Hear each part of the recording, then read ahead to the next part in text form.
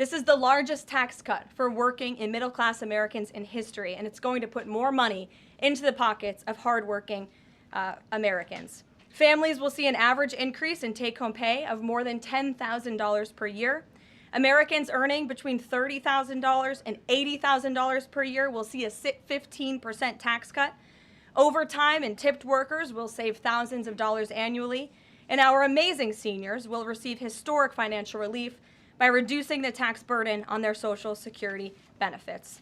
Simply put, this bill is going to unlock the golden age of America.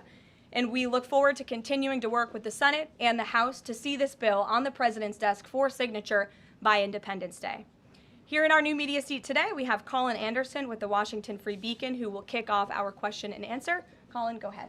Thank you, Caroline. We reported yesterday on a briefing from the Israeli Defense Minister in which she said the U.S. and Israel are working together to monitor any attempts from Iran to rebuild their nuclear program, and also that if Iran was to do so, the U.S. and Israel would work together to once again destroy that nuclear program. Is that aligned with the President's thinking?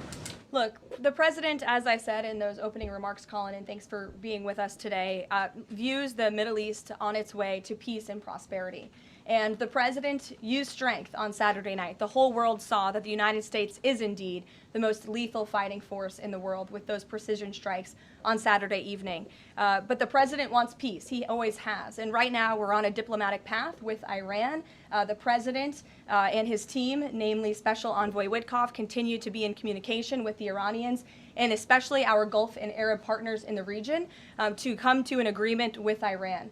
As for our alliance with the State of Israel and that friendship and that partnership between the United States and the State of Israel, I would argue it has never been stronger. And we see a new era in which perhaps some of these Gulf and Arab states can sign on to the Abraham Accords. That was one of the President's most signature accomplishments in his first term, and he'd like to see more of those countries sign on in this second term. And so we look forward to sustaining a long and durable peace in the region, and the President wants to do that through a diplomatic solution. But as he proved on Saturday night, he's not afraid to use strength if we need to do it. Gabe. Thanks, Caroline. The President mentioned in a Truth Social post that no enriched uranium was moved from Fordow. What about the other two sites, Isfahan and Natanz, and how can the President be so sure that no uranium was moved?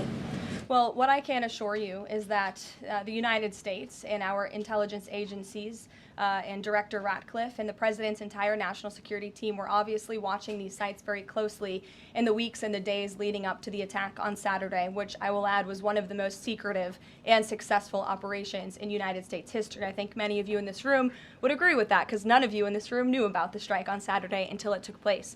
So we were watching closely, and there was no indication to the United States that any of that enriched uranium was moved prior to the strike. From any of the sites? Correct. And then one more thing, Caroline. Next week, the President mentioned that there would be talks with Iran.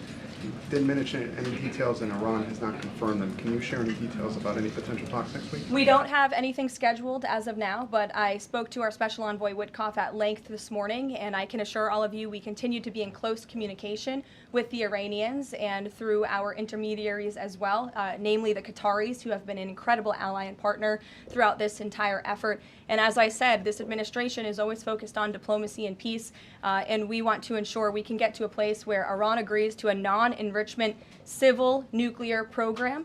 And there are many other requests that the United States has. Those details continue to really, they're just starting. Of course, the operation was just on Saturday night, but we are in touch. And if there is a meeting,